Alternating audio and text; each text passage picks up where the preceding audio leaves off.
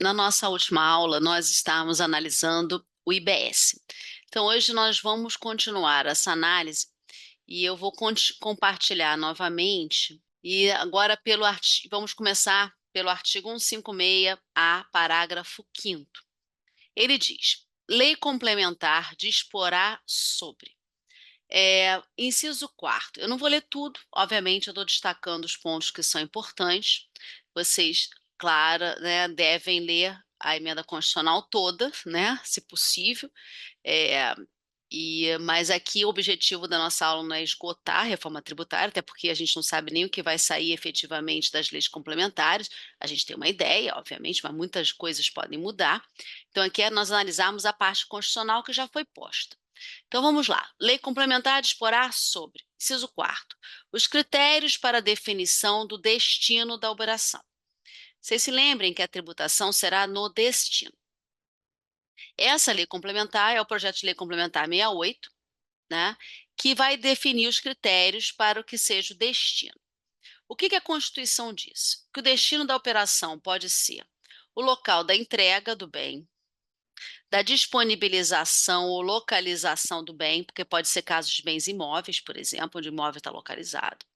Prestação ou disponibilização do serviço, onde ele é efetivamente prestado ou disponibilizado, né? Você pode ter até a tese de um resultado, onde é feito o resultado daquele serviço, ou do domicílio ou localização do adquirente ou destinatário do bem e do serviço, né? Nós tivemos uma grande discussão no ISS, envolvendo planos de saúde, administradoras de cartões de crédito, e leasing financeiro, porque teve uma lei complementar que a 157, depois 175, que vieram a tentar alterar a tributação do ISS para o destino no caso desses serviços, né?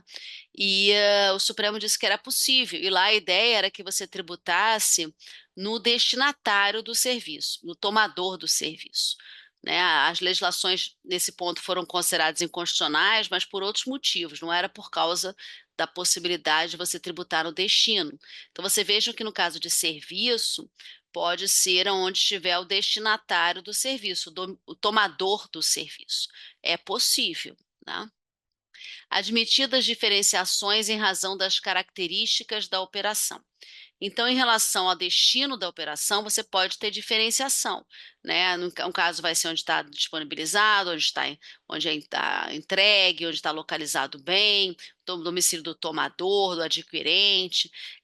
A verdade é que a lei complementar ela fixou vários critérios que vão variar em função das situações, dos tipos de bens, de direitos e serviços. Para os fins do disposto nesse artigo, a lei complementar de que trata o caput poderá estabelecer conceito de operações com serviços, seu conteúdo e alcance, admitida essa definição para qualquer operação que não seja classificada como operação com bens materiais ou imateriais, inclusive direitos. A escolha da lei complementar do projeto de lei complementar 68 foi essa.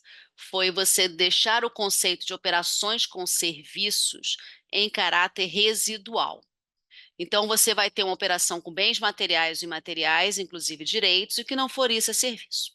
Né? Eu já disse aqui que o objetivo foi acabar com aquela discussão do que é serviço, do que é mercadoria, da obrigação de dar, de fazer, locação, cessão de direito. Tudo isso está incluído no conceito do IBS. Tudo está incluído na incidência do IBS, né? Coisas que não estavam, atividades como locação de bem imóvel, que não estava sujeita à incidência do ISS, estará sujeita à incidência do IBS. Então, você vai ter, sim, um conceito mais amplo, e aí operação com serviço é um conceito residual. Tudo que não for material, imaterial e direitos será serviço. Como eu disse para vocês, os entes federativos não podem conceder benefícios fiscais que não estejam, né, na Constituição Federal.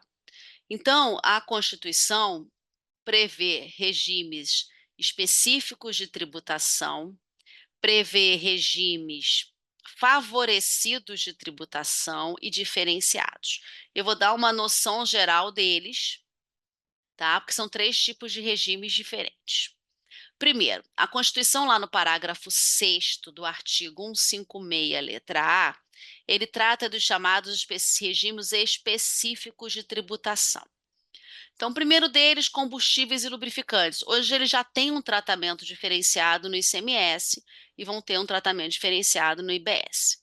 Serviços financeiros, operações com bens imóveis. Vocês devem se lembrar que aqui tem discussão de dupla incidência em relação ao ITBI. Planos de assistência à saúde, concurso de prognósticos, né? Serviços financeiros, planos de assistência à saúde, concurso de prognósticos são tipicamente serviços, né? Os serviços financeiros, é claro que agora você vai trazer a parte dos seguros, mas serviços financeiros, que são os serviços bancários, né? Financeiro é um conceito mais amplo, né? Mas os serviços bancários sempre foram tributados pelo ISS. Assistência à saúde, planos, ISS, concursos prognósticos, ISS. E agora você vai trazer tudo para o campo do IBS, porque tem a ver com consumo, é tributação do consumo. Sociedades cooperativas, também tem tratamento diferenciado até por força da Constituição. Serviços de hotelaria, aqui começamos os lobbies, né? Serviços de hotelaria, parques de diversão e parques temáticos. Hotelaria sempre é uma discussão muito grande no ISS, mas vocês vejam, parques de diversão e parques temáticos. Isso é algo muito específico, né? Agências de viagens, bares e restaurantes, eles sempre tiveram um tratamento diferente para o ICMS. Olha como isso é específico. Atividade esportiva desenvolvida por Sociedade Anônima de Futebol e Aviação. Sociedade Anônima de Futebol, são os times, são os clubes, né? Atividade esportiva desenvolvida por Sociedade Anônima de Futebol, são os clubes de futebol. E aviação regional. Então, vocês vejam que você tem todo. Isso aqui é um regime específico. Eles vão ter uma tributação diferenciada. Em alguns casos, se você, por exemplo, serviço financeiro, ele é um que diz a Constituição é que você pode ter, por exemplo, uma parte não cumulativa. Então, o serviço específico é um tratamento diferenciado mesmo. E aí, o artigo 156A, parágrafo 6º, ele vai definir qual é o regime específico, normas gerais, né? Tudo vai depender da lei complementar, tanto é que a lei complementar 68, o projeto de lei é imenso. Por quê? Porque eu tenho que definir e regulamentar todos os regimes específicos de tributação. Então, é uma lei complementar imensa. Operações alcançadas por tratado ou convenção internacional, também é um regime específico. Serviços de transporte coletivo de passageiros, intermunicipal, interestadual, ferroviário e rodoviário, né? Então, toda a questão, por exemplo, de concessionárias, né? A parte ou empresas de ônibus, metrô, são serviços, trem, né? Intermunicipal, interestadual, ferroviário e rodoviário, eles vão estar sujeitos a um regime específico de tributação. Um outro grupo são os regimes favorecidos. E aí tem 3 serviços, são 3 regimes que já existem, que foram mantidos. Simples Nacional, né? Ele está tratado hoje no artigo 146, letra D e parágrafo 2º da Constituição Federal. Zona Franca de Manaus, hoje está no artigo 92, letra B do ADCT. A Zona Franca de Manaus ela é tão relevante assim no Brasil, né, que ela manteve o regime favorecido, ela tem um artigo para chamar de seu na ADCT, então, assim, é, é um lobby poderoso. E áreas de livre comércio. E eu tenho chamados regimes diferenciados de tributação. É, o artigo 9º da Emenda Constitucional 132 trata desses regimes diferenciados. O que é isso? A lei complementar poderá prever regimes diferenciados de tributação desde que sejam uniformes em todo o território nacional. O que são esses regimes diferenciados? Você tem um grupo que vai poder, que é elegível a redução ou isenção de 100% por 60% da alíquota. Eu tenho um grupo que é elegível a isenção alíquota zero, e eu tenho um grupo elegível a redução de 30% da alíquota. Vocês vejam que esses diferenciados ou é uma redução da alíquota ou uma isenção. Então, por exemplo, OAB o que são os serviços de advogados, eu falei OAB aqui, mas são os serviços de advogados está no grupo do regime diferenciado de tributação, elegível à redução de 30% da alíquota. É o parágrafo 12 do artigo 9º. Aqui, obviamente, é só uma noção geral, né? É muita coisa. E aí, aqui é só para vocês terem a noção geral. Eu tenho um número limitado de aulas e vocês poderem depois se aprofundar. Mas sabendo que, fora isso, os estados e municípios não podem dar mais nada, nem em termos de isenção, nem de alíquota, nem de tratamento específico, regime específico. Comitê gestor. O comitê gestor já é um outro grande problema, é um grande, vamos dizer assim, ponto de discussão e de incógnita, né? O comitê gestor está previsto no artigo 156-B da Constituição Federal. O A é do IBS, o B é do comitê gestor. Primeira coisa, até para quem estuda direito administrativo, né?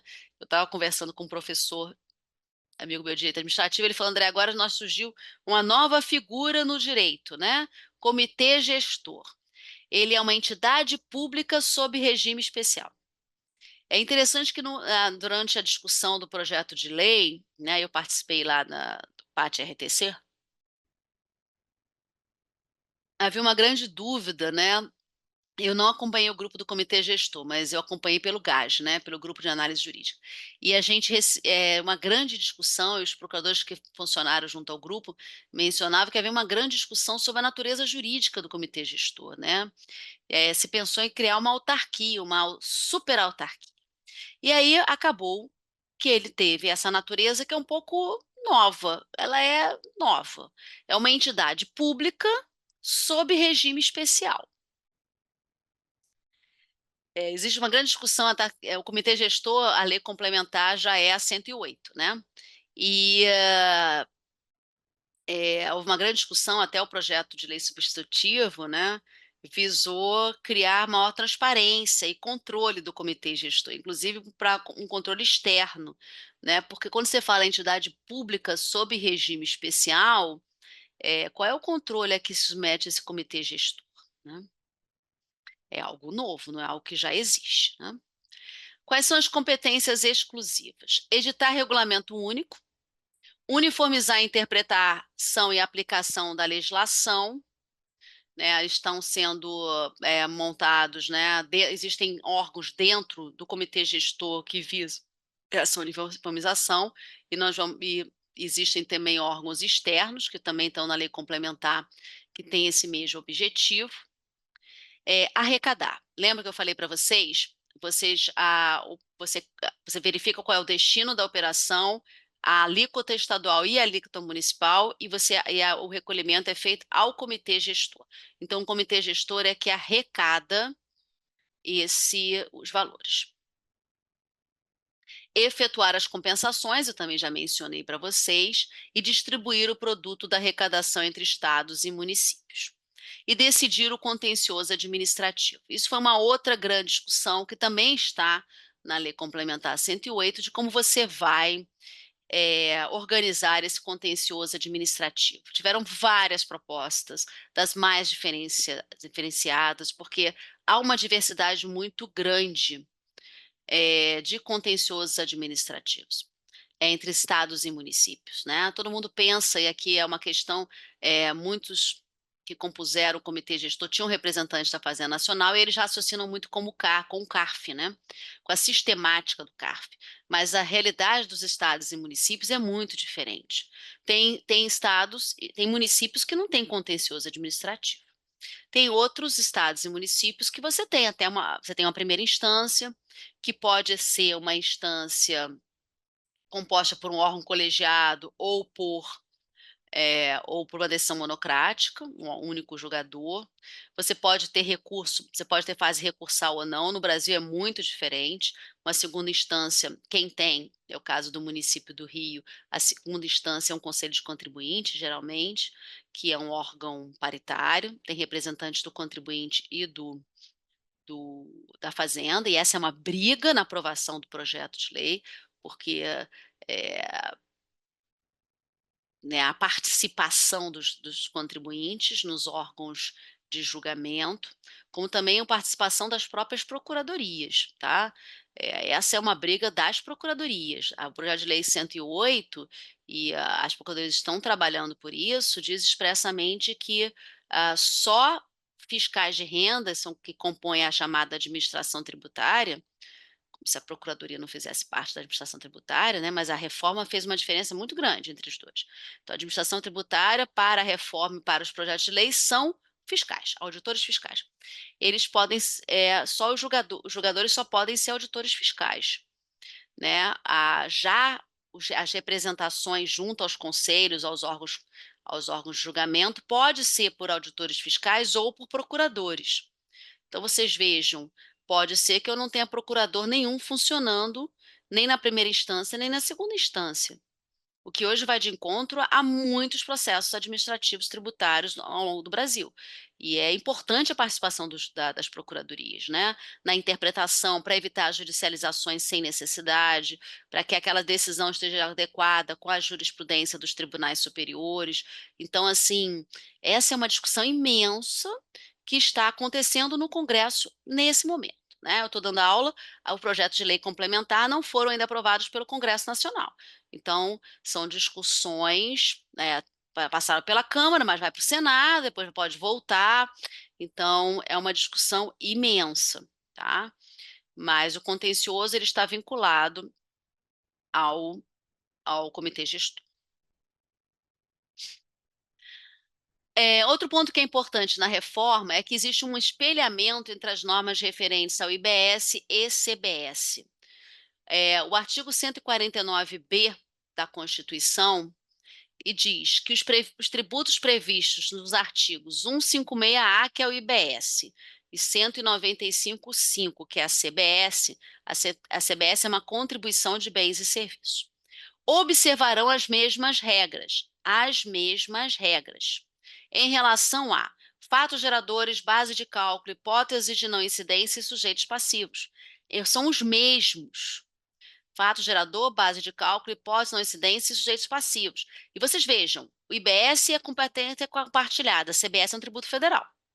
Inciso 2, por isso cooperação, né? As procuradorias, as administrações tributárias vão ter que se falar. Você vai ter fóruns de harmonização de procuradorias, né? Exatamente para harmonizar o entendimento de todas as procuradorias. O que me preocupa é a paridade na formação desses órgãos, né?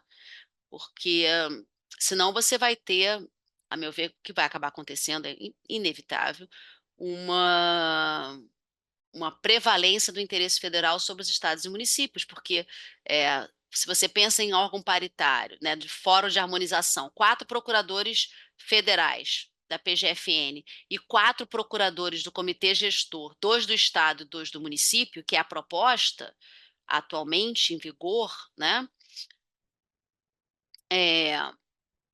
Eu acho que isso não é paritário, com todo o respeito do mundo, mas para uma turma, né, que faz concurso a procurador do estado e do município, isso é um problema para os estados e municípios, né? Ou seja, mas eu vou exigir unanimidade. Unanimidade, o que você menos consegue é unanimidade, né? E com interesses tão diferenciados, né, 2 procuradores do estado de 26 e 2 procuradores do município de 5.500 e 4 procuradores da PGFN que vão votar juntos, né? Então, assim, e os estados e municípios não necessariamente vão votar juntos, né? Então, é complexo, ok? Tem que ser os mesmos. Imunidade. Esse é um ponto também que vocês, questão de prova, concurso, brinco lá, né? Destaque. Imunidade, tem que ser as mesmas. Regimes específicos diferenciados ou favorecidos, aquele que eu já expliquei, tem que ser o mesmo, IBS, CBS. Regras de não cumulatividade, tanto a IBS e CBS tem que ser o mesmo, creditamento mesmo. Parágrafo único. Esse é um parágrafo que eu acho que tem grande chance de cair. Não se esqueçam dele, porque isso é uma mudança. Eu vou voltar quando falar de imunidade, mas é importante vocês terem isso em mente. Os tributos de que trata o CAPT, IBS e CBS observarão as imunidades previstas no artigo 156, que nós vamos estudar longamente, porque a imunidade é um ponto que eu dou, tem muito com calma, tem muita discussão, é fundamental da parte constitucional. O 156 é a imunidade de impostos. A CBS é uma contribuição. não se aplicando a ambos os tributos o disposto no artigo 195, parágrafo 7º. O 195, parágrafo 7º, se aplica às contribuições de Seguridade Social, que financiam Previdência e Saúde e assistência. Não sei se vocês perceberam, mas a CBS, ela está no 195, inciso 5º. O 195, como nós vamos ver, e eu vou estudar as espécies tributárias, ela trata de contribuições para a Seguridade. Então, a CBS é uma contribuição para a Seguridade Social. Só que ela não se submete à imunidade, que é a imunidade específica de contribuições para a Seguridade Social. Apesar de ela ser uma contribuição de seguridade, ela vai se submeter a uma imunidade de imposto. Por quê? Porque a legislação tem que ser a mesma, porque existe um espelhamento entre as normas de um e outro. Então, a Constituição expressamente diz: eu sei que você é uma contribuição de seguridade, mas você está submetido à imunidade dos impostos, você não está submetido à imunidade das contribuições. Né? Então, por exemplo, hoje, o COFINS e PIS se submetem ao 195, parágrafo 7º. Nós vamos ver que, e a CBS, que substitui COFINS e PIS, vai se submeter à imunidade do 156. Isso é importantíssimo. Vamos estudar imunidades, eu vou voltar a lembrar isso para vocês, mas aqui já fica a premissa. CBS. Artigo 195, 5º. Vejam, leia o 195, contribuições para financiar a Seguridade Social. O inciso 5º é a contribuição sobre bens e serviços. Essa contribuição substituirá o PIS e o COFINS, mas o PASEP não foi extinto. Então, substitui PIS e COFINS. Isso é interessante porque PASEP tem a ver com funcionário público. E todas as discussões hoje de COFINS é sempre COFINS, PIS e PASEP. Só que aqui, na hora que foi criada a CBS, ela vai substituir o PIS e COFINS e o PASEP continuará sendo cobrado. Será criada por lei complementar, é a mesma do IBS, né, o projeto de lei complementar 68. A CBS será cobrada a partir de 2026, artigo 125 e 126, sendo que em 2027 já serão extintas as duas contribuições federais. Vocês vejam que o período de transição da CBS é menor. Por quê? Porque o tributo é federal. COFINS, PIS são federais. CBS é federal. Ela só precisa cuidar dela mesma, né? A União não tem que fazer nada com ninguém. Vai ter que ter uma humanização por causa do IBS, vai ter que lidar com o comitê gestor. Mas, em relação ao tributo dela, ela continua tendo competência privativa. Então, é mais fácil. Lembre-se que o ISS e o ICMS não são extintos em 2033. Por quê? Você tem que ter uma transição mais ampla. Por quê? Você vai ter que ter comitê gestor, os estados e municípios vão ter que se unir, você vai extinguir impostos diferentes de entes federativos diferentes, você vai ter que ter uma cooperação entre estados e municípios que hoje não existe, então é muito mais complexo. Então, as regras de transição são distintas. Até por isso, vocês vejam como há uma tendência a que a discussão comece pelo nível federal. Porque como ela vai entrar em 2027 e COFINS e PIS não vai ter, e você só vai ter efetivamente 100% a IBS em 2033, antes vai ter cobrança? Claro que vai, né? De uma alíquota inicial só estadual, depois estadual e municipal, depois as alíquotas de referência. Mas você vai ter ICMS e ISS sendo cobrados juntos. Há uma tendência, e isso quem trabalha, né? Eu tenho participado de muitos grupos de reforma tributária, há uma tendência que a discussão comece pela Justiça Federal, né? É, eu não tenho dúvida quanto a isso. Okay? A reforma tributária também trouxe o chamado imposto seletivo, que está lá no artigo 153, inciso 8º. E ele vai incidir sobre produção, extração, comercialização ou importação de bens e serviços prejudiciais à saúde ou ao meio ambiente, nos termos de lei complementar. Então, a lei Complementar vai definir, né, quais seriam, né, as hipóteses de incidência. O que são esses serviços prejudiciais à saúde e ao meio ambiente?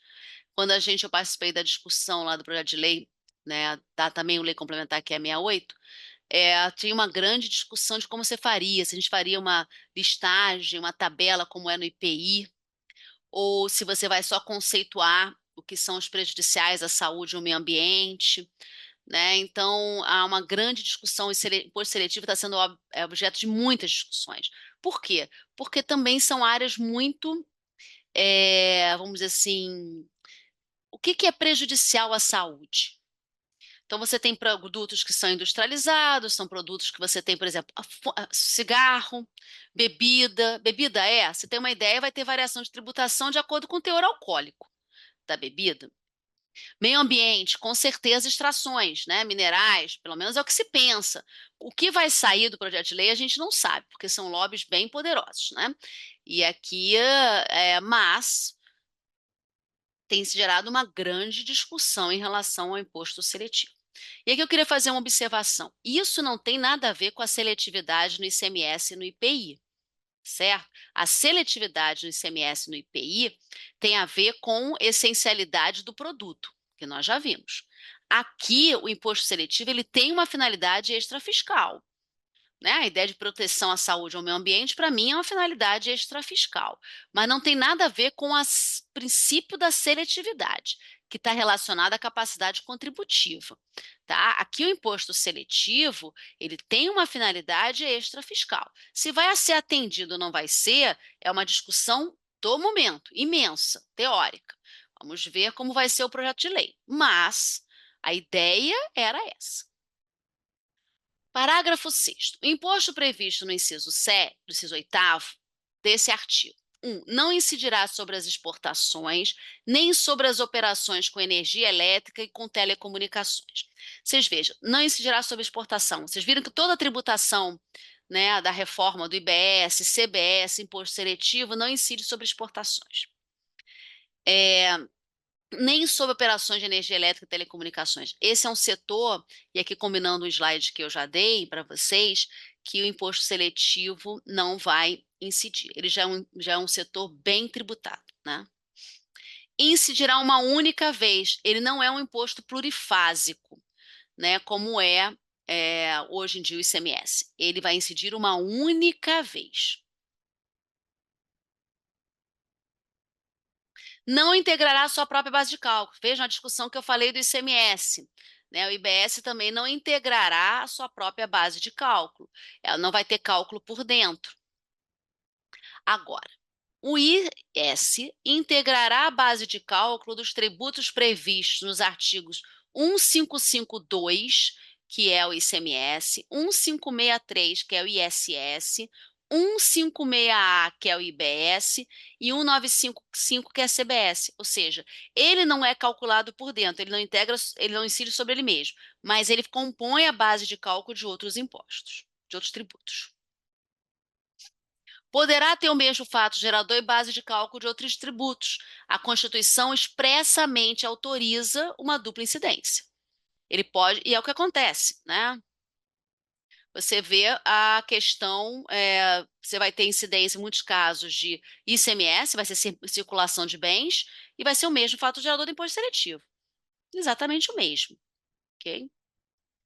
Terá suas alíquotas fixadas em lei ordinária, podendo ser específicas por unidade de medida adotada ou ad valorem. A específicas é um valor em dinheiro, por unidade de medida adotada, ou ad valorem, que é um percentual. Você vê que o imposto seletivo ele é federal, né? Então ele vai ter uma lei ordinária federal estabelecendo essas alíquotas. Na extração, porque lembra que eu falei para você da extração mineral, por exemplo? Extração que é potencialmente poluidora, né? O imposto será cobrado independentemente da destinação, caso em que a alíquota máxima corresponderá a 1% do valor de mercado do produto. Dependendo de qual seja o valor de mercado do produto e qual seja a extração, esse valor pode ser bem elevado, bem elevado. Então vamos ficar por aqui, na próxima aula, eu vou continuar dando a reforma tributária, e aí eu vou tratar com vocês, o último ponto que eu gostaria de falar, que tem a ver com IPI. E uma ideia que algumas pessoas, que eu acho que, que é uma ideia equivocada, que é importante que vocês tenham em mente nessa parte constitucional, de que o IPI foi extinto. Ele não foi extinto, ele não será extinto, ok? É claro que em alguns casos você vai ter uma alíquota zero, mas ele não é extinto, ok? Então, vamos ficar por aqui até a nossa próxima aula.